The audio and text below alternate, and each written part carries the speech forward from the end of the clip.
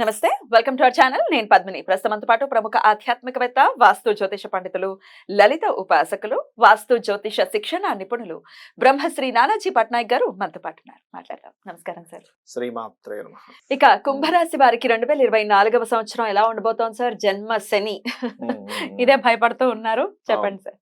ఒకటే గుర్తుపెట్టుకోండి, జన్మశని అన్నంత మాత్రాన ఇప్పుడు ఒక విషయం గుర్తుపెట్టుకోవాలి. ఏంటంటే ప్రతి వ్యక్తి కూడా ఒక 60 ఏళ్ళ లైఫ్లో అందరూ జన్మశని ఎదుర్కొంటారు. అర్ధాష్టమశని అందరూ ఎదుర్కొంటారు, అష్టమశని అందరూ ఎదుర్కొంటారు.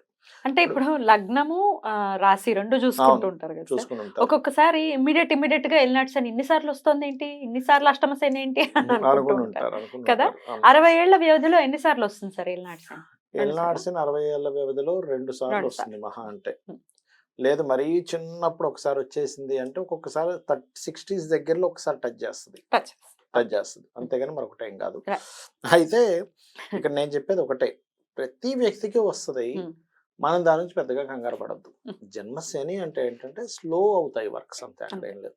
పనులు స్లో అవుతాయి, మనకు బద్ధకం వస్తుంది, చేద్దాంలే. ఇక్కడ ఏంటంటే దీని లాజిక్ పట్టుకోవాల్సింది ఏంటంటే, మనము ఏమీ కాదు చూద్దాంలే చేద్దాంలే అనే దానిలోకి వెళ్ళామా అది పట్టుకుంటుంది. లేట్ కదా, ఎవరైతే లేట్ చేస్తున్నారో, పోస్ట్పోన్ చేస్తున్నారో, నెగ్లెక్ట్గా ఉన్నారో వాళ్ళని పట్టుకుంటుంది ఏలినాటి శని కానీ, అష్టమ శని కానీ, అందులో ముఖ్యంగా ఏలినాటి శని. అంటే ఏం చేయాలి, అటువంటి వాటికి జోలికి వెళ్లకుండా ముందే వర్క్ చేసుకోవాలి ఇది. అండ్ అట్లాగే ఇప్పుడు కుంభం వారికి రాశిలో సంచరిస్తుంది కాబట్టి శరీరం ఇది చూపిస్తుంది. అంటే ఏంటి, కొంచెం ఆరోగ్యపరంగా కొంత స్ట్రెస్ ఉండడం, లేకపోతే పనులు ఓవర్ వర్క్లు అవ్వడం వల్ల స్ట్రెస్ అవ్వడము, ఇట్లాంటివి జరుగుతుంది. అందుకే నేనేం చెప్తానంటే, ఏమంటే మీరు వాకింగ్ చేయండి, ఎక్సర్సైజ్ చేయండి, జిమ్కి వెళ్ళండి అని చెప్తుంటాను. ఎందుకంటే శారీరకంగా మనం శ్రమను ఇచ్చేసామనుకోండి, కర్మ ఎట్లా ఉంటుందంటే, ఈ శ్రమ ఇతను పడ్డాడు కాబట్టి ఈ కర్మ ఇంకా అక్కర్లేదని ఉంటుంది అక్కడ. లేకపోతే అనుభవించాలి కదా, శారీరకమైన శ్రమ అనుభవించాలి, ఇంకో రకంగా ఇస్తూ ఉంటుంది రిజల్ట్ అది. ఇక వీళ్ళకి ఫైనాన్షియల్గా గ్రోత్గా చూసుకుంటే ఎక్కువగా ఆన్లైన్ ధనయోగాలు, విదేశీ ధనయోగాలు ఎక్కువగా ఉంటాయి. బికాస్ ఆఫ్ రాహు 2nd హౌస్లో ఉన్నాడు కాబట్టి. అలాగే 3వ స్థాన అధిపతి అండ్ 3వ స్థానంలో గురు సంచారం జరుగుతుంది వీళ్ళకి. 3లో గురువు ఎప్పుడు కూడా హైయర్ ఎడ్యుకేషన్ రిలేటెడ్ సంబంధించిన వాటికి తోడ్పడుతుంది. అంటే ఉన్నత విద్యల కోసం ప్రయత్నం చేస్తున్నాము, this is the right time. ఎప్పటి వరకు, మే వరకు కూడా. ఆఫ్టర్ మే తర్వాత ఉద్యోగ సంబంధించిన విషయాలకి బాగుంటుంది. కాకపోతే ఈ గురువు 4లో ఉన్నప్పుడు ఏంటంటే, 4th గురువు ఎప్పుడు కూడా ఏంటంటే తన స్థానం కంటే చూసే స్థానాలను బాగా ఇది చేస్తాడు. 4th హౌస్లో ఉన్నప్పుడు ఏంటి, సర్వసాధారణంగా ప్రాపర్టీస్ ఇస్తాడు ఇక్కడ. కాకపోతే ఆ ప్రాపర్టీస్లో ఏదైనా ప్రాబ్లం ఉందా ఏంటంటే కొంచెం చూసుకొని తీసుకోవాలి, అదొకటి మెయిన్గా చూసుకోవాలి. అండ్ అదేవిధంగా ఇక్కడ వీరికి ఈ రాహుకేతువుల్లో కేతు అష్టమ స్థానంలో ఉన్నాడు కాబట్టి కొద్దిగా యాన్స్టస్ ప్రాపర్టీ, పూర్వీకుల ఆస్తులకు సంబంధించిన విషయంలో కొన్ని రాంగ్ డెసిషన్స్ తీసుకునే ఛాన్స్ ఉంటుంది. కాబట్టి ఈ యొక్క అంశాల్లో కొంత జాగ్రత్తగా ఉండాలి వీరు, అదొకటి. అండ్ అలాగే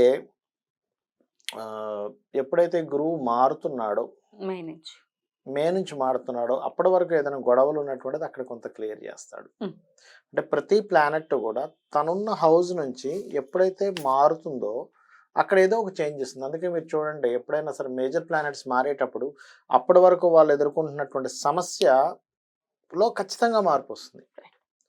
అరే అప్పటి వరకు ఇలా ఉండేది, ఇప్పుడు చూడండి మీకు ఎందుకు, రాహు మన మేషంలో ఉన్నంత వరకు ఒక రకంగా ఉండేది, మేషం నుంచి ఎప్పుడైతే మీనంలోకి వచ్చేసాడు అన్ని రివర్స్ అవుతూ స్టార్ట్ అయ్యాయి, అన్ని తారుమారైపోయాయి. ఎందుకు, మీన రాశిలో ఉన్న ఎనర్జీ అటువంటిది, అది చూసుకోవాలి.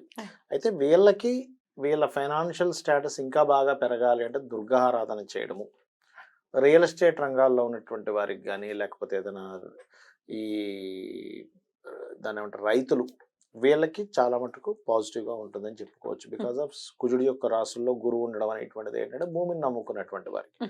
కాకపోతే ఇక్కడ అష్టమ స్థానంలో కేతు ఉన్నందుకు నాట్ ఓన్లీ వీళ్ళకని కాదు, నార్మల్గా ల్యాండ్ రేట్స్ విషయం కనుక చూసుకుంటే 1 సంవత్సరం 4 నెలల వరకు, దాదాపుగా 5 నెలల వరకు వేసుకుంటే కనుక మనం ఫాస్ట్గా గ్రో అవుతాయి అనేటువంటి ఆశలు పెట్టుకోకూడదు.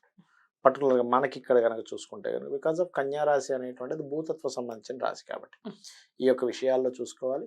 అలాగే వివాహం కోసం ప్రయత్నం చేసేటువంటి వారికి వచ్చే 5 నెలలు చాలా బాగుంది, జనవరి నుంచి మే వరకు కూడా. Because of Jupiter aspect 7th house మీద ఉంది. అందులో కూడా ఏంటంటే ఎప్పుడైనా జూపిటర్ ఆస్పెక్ట్స్ ఉన్నప్పుడు మరియు 7th హౌస్ సన్ అయ్యాడు కాబట్టి కొంచెం వచ్చే వాళ్ళు కూడా కొంచెం ఏంటంటే డిగ్నిఫైడ్ నేచర్ మేనర్ ఉన్న వాళ్ళు ఇట్లాంటి వాళ్ళు వస్తుంటారు. మెడికల్ రంగాల్లో ఇంట్రెస్ట్ ఉన్న వాళ్ళు, అంటే మెడికల్ సైడ్ ఉన్న వాళ్ళు, క్రియేటివ్ సైడ్ ఉన్న వాళ్ళు, డిగ్నిఫైడ్ నేచరు, రాజకీయ సంబంధించిన బ్యాక్గ్రౌండ్ ఉన్న వాళ్ళు, ఇట్లాంటి వాళ్ళు ఎక్కువగా వచ్చే ఛాన్స్ ఉంటుంది. అది కూడా ఆ గురువు కూడా కుజరాశుల్లో ఉండి చూస్తున్నాడు కాబట్టి ఇక్కడ కొంచెం డిపార్ట్మెంటల్ సైడ్ ఉండే వాళ్ళతో కూడా మీరు ట్రై చేసుకుంటే తొందరగా కుదురుతుందని చెప్పుకోవాలి. అదొకటి. Right sir. ఇక హెల్త్ ఎలా ఉంటుంది సార్ వీళ్ళకి? హెల్త్ కన్నా చూసుకుంటే ఎప్పుడు కూడా హెల్త్ అనేది పర్సనల్ చార్టే చూసుకోవాలి. బట్ ఇందులో మన గోచారం ఎంతవరకు హెల్త్ మనకు సపోర్ట్ చేస్తుంది అని చెప్పి చూసుకున్నట్లయితే ఈ హెల్త్ పాయింట్ ఆఫ్ వ్యూని మనం ఎప్పుడు కూడా పంచమ స్థానాన్ని, షష్టమ స్థానాన్ని, చతుర్థ స్థానాన్ని 3 భావాలు చూసుకోవాలి. ఎందుకంటే 6 రుణరోగ శత్రు స్థానం, 5 రోగాన్ని తగ్గించే స్థానం, 4 రోగాన్ని మన మైండ్లో పెట్టుకొని దాన్ని ఇది ఇది ఇది వచ్చింది కదా అని మనం దాన్ని తిప్పుతూ ఉంటాం, క్యారీ చేస్తుంటాం. అందుకే చూడండి, డాక్టర్ దగ్గరికి వెళ్తే డాక్టర్ గారు ఏమంటారంటే, బాబు నువ్వు ఫస్ట్ నీ మైండ్లోంచి అది తీసే అంటాడు. కరెక్ట్. ఏమీ లేదు, నువ్వు మైండ్లో మోస్తున్నావు, అందుకే నీకు ఉందంటాడు. అందుకే 4th హౌస్ తీసుకోవాలి ఆస్ట్రాలజీలో. 4th హౌస్ కనుక యాక్టివ్ అవుతుంటే మనిషికి రోగం వస్తుందండి. మీరు గమనించండి, 6th హౌస్ యాక్టివ్ అయిన పెద్దగా రాదు, కానీ 4th house is most important.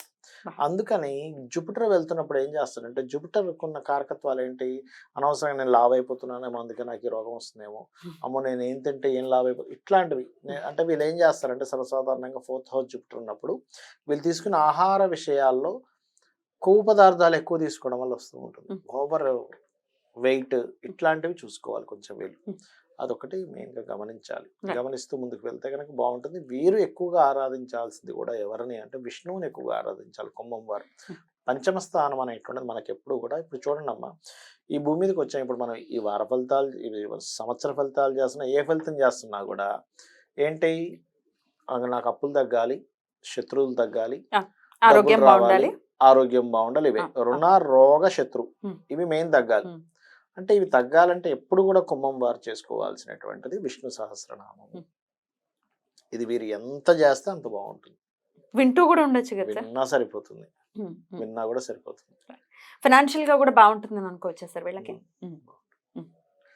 అది అయితే ఫైనాన్షియల్ గా బాగుంటుంది. అయితే వీరికి ఇప్పుడు ఎప్పుడు కూడా ఒకటి గుర్తుపెట్టుకోండి, ఇప్పుడు విశేషంగా చేస్తే బాగుంటుంది. విష్ణు ఆరాధన రుణరోగ శత్రువుని తగ్గిస్తుంది, దుర్గా ఆరాధన ధనయోగం ఇస్తుంది. ఇప్పుడున్న గోచారం నేను చెప్పేది, లైఫ్ లాంగ్ కాదు నేను చెప్పేది, ఇప్పుడున్న వరకు. ఇప్పుడున్నట్టు అంటే ఎట్లా అంటే, ఇప్పుడు చూడండి బయట ఉన్న మార్కెట్ ని బట్టి మనం ప్రోడక్ట్ అమ్ముతాం. ఇప్పుడు దీనికి బాగుందండి, ఇప్పుడు స్కూల్స్ టైమ్ బ్యాగ్స్, స్కూల్ డ్రెస్సులు బాగా వెళ్తాయి అంటారు.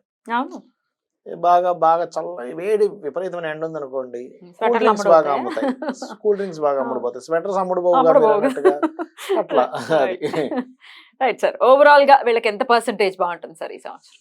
ఒకటేనమ్మా, ఇప్పుడు మనం చెప్పినటువంటి కనుక చేసుకుంటే గోచారం ఒక 80% ఖచ్చితంగా సపోర్ట్ చేస్తుంది. అలాగే సపోర్ట్ చేయాలని కోరుకుంటూ thank you so much for the prediction sir. Next episode లో మీన రాశి గురించి మాట్లాడుకుందాం. నమస్కారం. శ్రీమాత్రే నమః.